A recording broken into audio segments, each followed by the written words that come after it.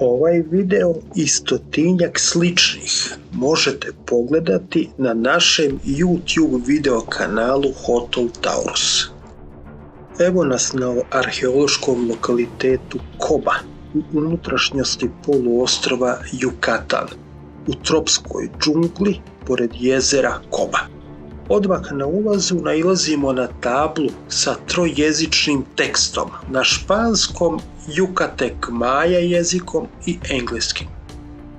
Grad Koba pokriva površinu od oko 70 kvadratnih kilometara, a glavna grupa zgrada nalazi se u blizini jezera Koba.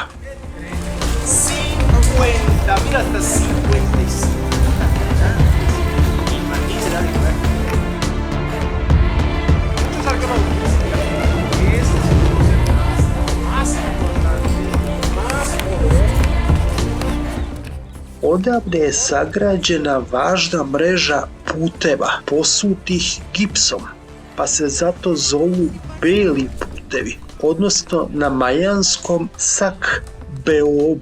Oni su različitih dužina i povezuju ovo naselje sa drugim majanskim staništima. Najistaknutiji primjer je Sac-Be 1. On je dugačak 100 km i proteže se do naselja Iacuna u blizini Čičenice. Glavni putevi ili nasipi građeni su između 600. i 800. godine naše ere.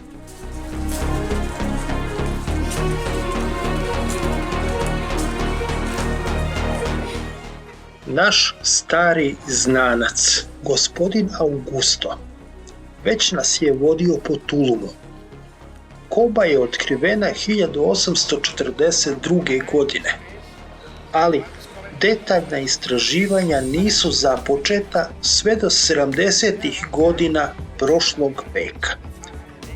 Arheolog Daenerys je vrh hrama ispred kog trenutno stojimo koristio za molitvu i tom prilikom korišćena su kandila.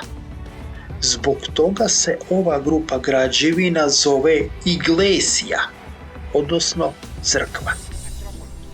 1937. godine američki pilot Charles Lindbergh je preletao ovu oblast prevozeći poštu i uočio piramidalne humke koje nadvisuju okolnu džunglu. Charles Lindbergh, the state of America. He was flying for.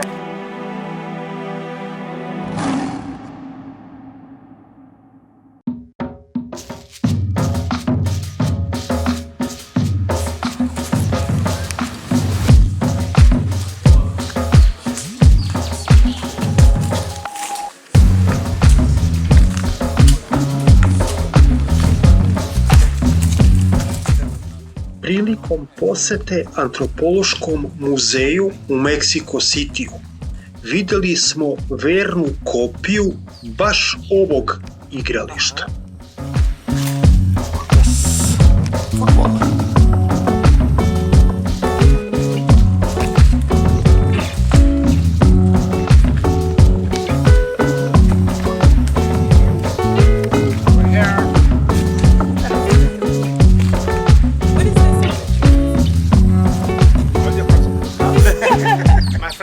Have you ever been before a Chichen Itza archaeological site? Moji prijatelji, da li ste ikada pre bili na arheološkom sajtu Chichen Itza?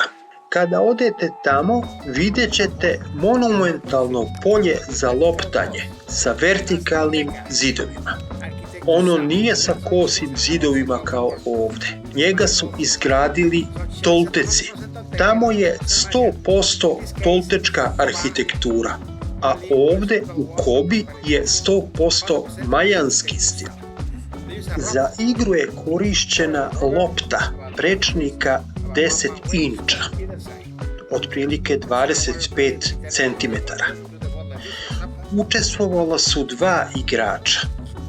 Svaki je bez korišćenja ruku, nogom ili kukovima odbacivao loptu uz kosinu i pokušavao da je proturi kroz kameni obruč. Kada se ona dokotrlja do njega, lopta nije smela pasti izvan kosine na zemlju. Gubio je onaj igrač koji pogreši.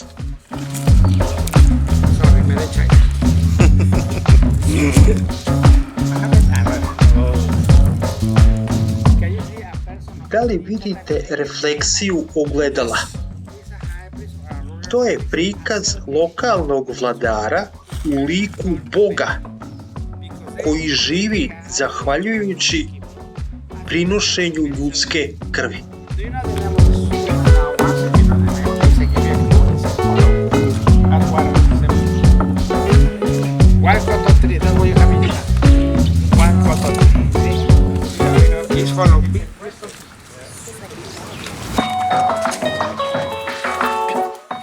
Ovo drvo je šuplje i puno vode.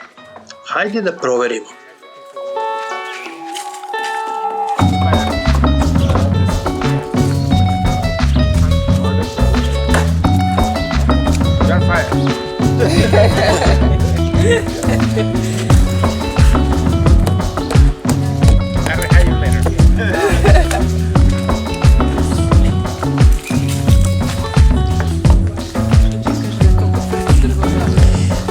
Da.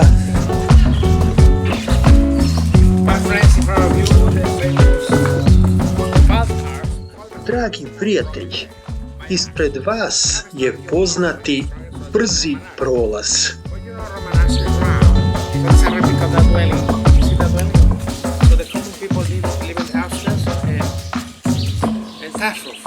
Royalty same shape but different material. To dorme less than anyone. See? The distance between the main temple and your dwelling, that's what your position and the social scale. And late, hunters, farmer, common, military, fishermen.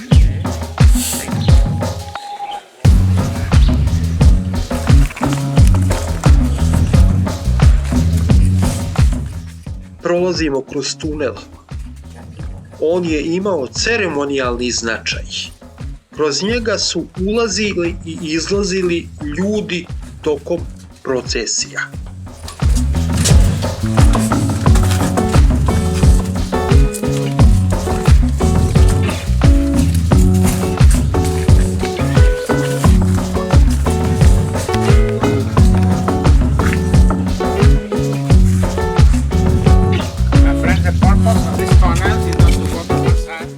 Procenjuje se da je u Kobi u 8. veku živelo oko 55.000 stanovnika. Najviše se zidalo između 800. i 1100. godine naše ere. Klasični arhitektonski stil Kobe više liči na Peten iz Gvatemale nego na severni Jukatan.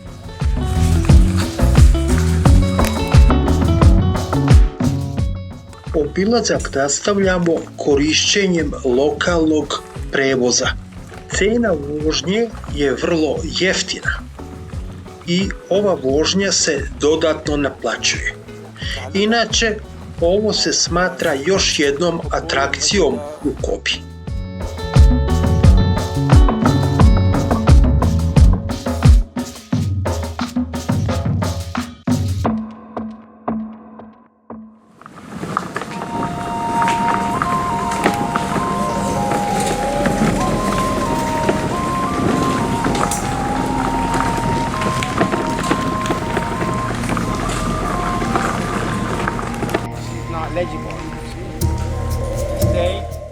Ispred ove stele vršena su ljudska žrtvovanja. Gospodin Augusto demonstrira kako su zarobljenici bili vezani. Dvojica su bila u polusavijenom položaju, a dvojica su stajala sa rukama svezanim spreda. Mi ne znamo ko su oni bili. Iza je stajao gospodar. Ovako vezani, kosturi su pronađeni ovdje. 2 na ovoj strani, a drugi tamo. Oni se danas nalaze u antropološkom muzeju u Mexico City. Mi smo ih vidjeli tamo.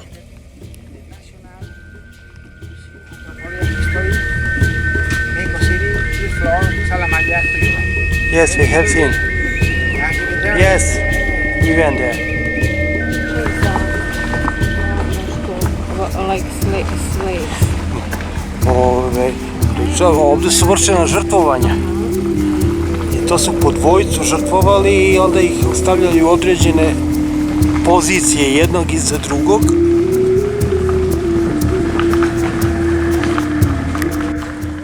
U vreme postklasičnog perioda od 1100. godine do 1450. godine naše ere, Koba je izgubila svoju superiornu snagu, a drugi gradovi duž morske obale kao što je Tulum počinju da dominiraju.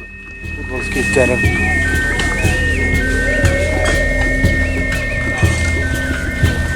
Ajde.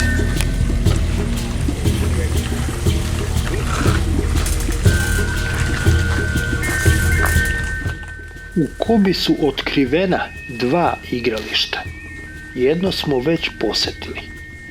Ovo je mnogo reprezentativnije od tog gdje smo već bili.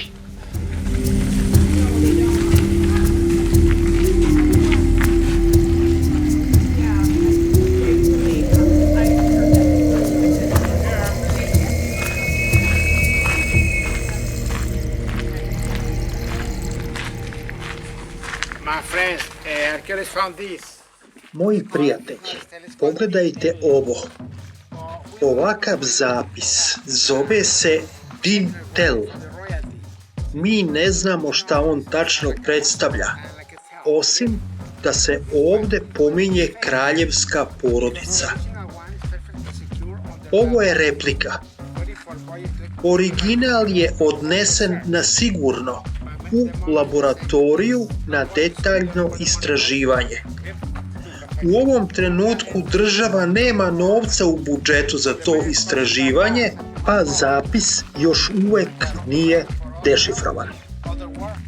Ovo je Xibalba, majanska lobanja od kamena. Moj komentar, ne znamo svrhu postavljanja baš ovdje.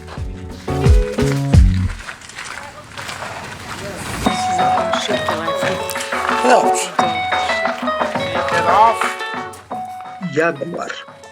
Isti ovakav simbol vidjeli smo i u Tulumu. What they need is a block. And over there we have another sweating house. Remember sweating house?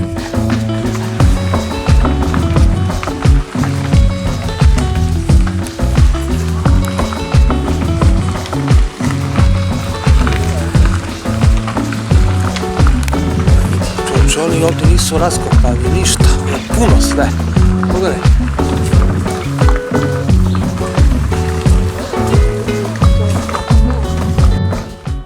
Zastajemo ispred građevine koja se zove Opservatorija.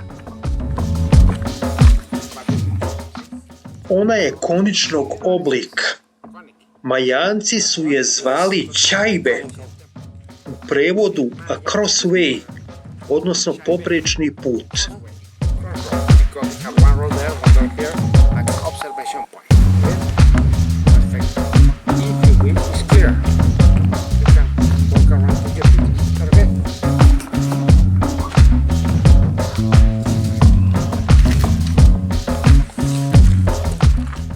Iskoristili smo priliku da u potpunosti obiđemo oko opservatorije.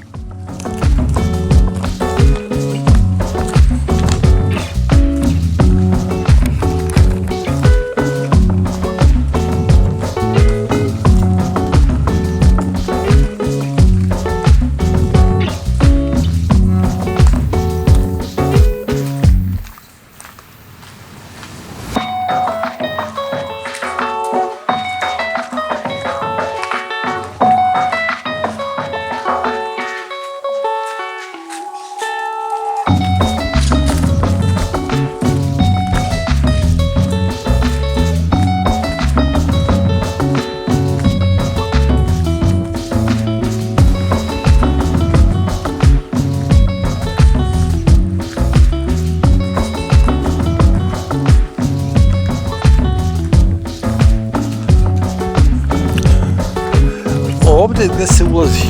Trenutno nigdje, ali mislim da je tamo gdje ona stela. Ili od ozgo pa na dole, kao što je pakalo od Pakalove grobnici.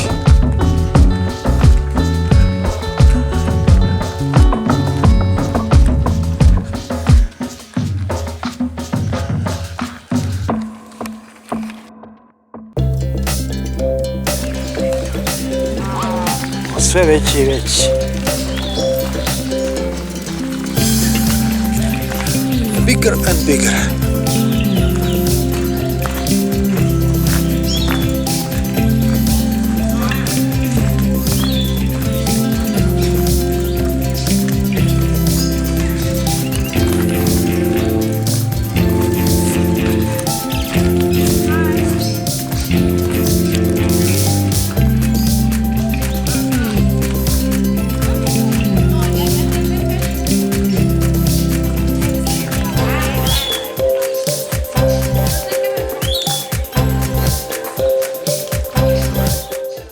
Stela broj 20. Gospodin Augusto pokazuje i objašnjava šta se nalazi na njoj. Tu je moguće vidjeti, neposredno iznad poda, dve ljudske figure okrenute jedna ka drugoj. Između i iznad njih nalazi se još ljudskih lica koja verovatno predstavljaju masterminda, odnosno vladara. The mastermind. Next. And the scepter. Finger, hands, wristband, elbow, shoulder, first rest. And his background. Was he born? Was he married? Was he conquered? He finished his strong. He is not the breaking and you can see the darkness. The result from that was finished. Not taken, but probably a tree knocked it down. Have to separate back from fish. The shape like a corn. Stela number 20, almost like it. Bien, the gaff. Ova građevina, poznata kao Nohoč Mul, dobila je naziv po majanskim rečima Nohoč i Mul. U prevodu velika humka. So it's only temple, it's not a tomb. Da li je ovo samo hram ili je ujedno i grobnica? Jedan od mojih profesora, kubansko-meksički arheolog Luid Lera, radio je ovdje na konsolidaciji lokaliteta 1974. godine. Mi smo radili ovdje gore na građevini i on me pozvao i pokazao mi figuricu sa licem od obsidijana. Želeo je da na tom mjestu kopa tunel, ali nije bilo novca u budžetu, pa se od toga odustalo.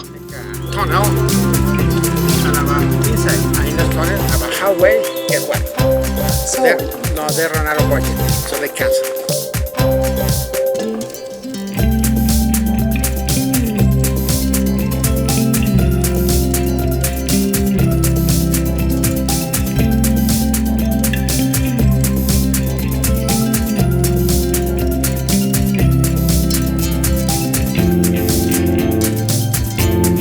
I have read via internet, for example, for... Čitao sam na internetu da je u Teotihuacanu otkriven tunel koji simbolizuje unutrašnji svet. Ali piramida u Teotihuacanu je visoka 260 metara, a ova 50 metara.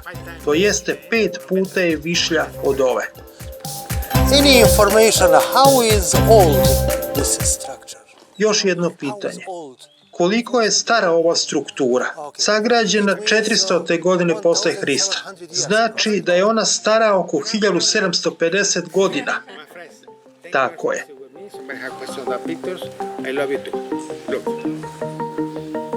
You have 40 minutes free. It's a correction. 10 minutes past 4, let's vamos. Past 4. Okay. Okay. Look, what can you do is when you finish here... So 35 minutes. Correct. Back to Limos limousine, when you get out the limousine, pay at the cashier, because the limousine don't have access to the Acropolis, which is to your left hand side. Imate za obilazak 35 minuta, zatim se vratite vašim limuzinama na ulaz lokaliteta i platite vozačima. Perfecto. Hasta la vista, baby. Okay.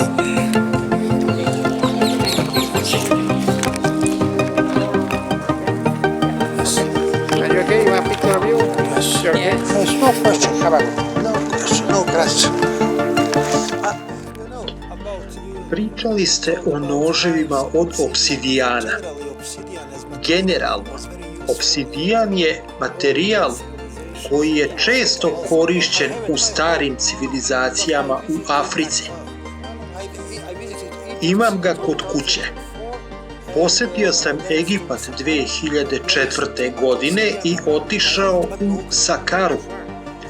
Tamo smo vidjeli mnogo izlomljenog obsidijana oko Zoserove piramide. Egipćani su ga verovatno koristili za sečenje kamena i ostavili kao otpad.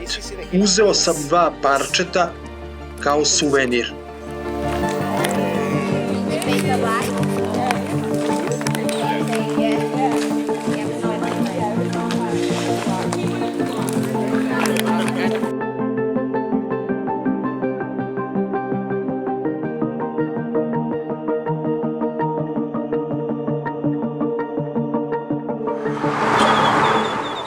Naš današnji izlet je gotov.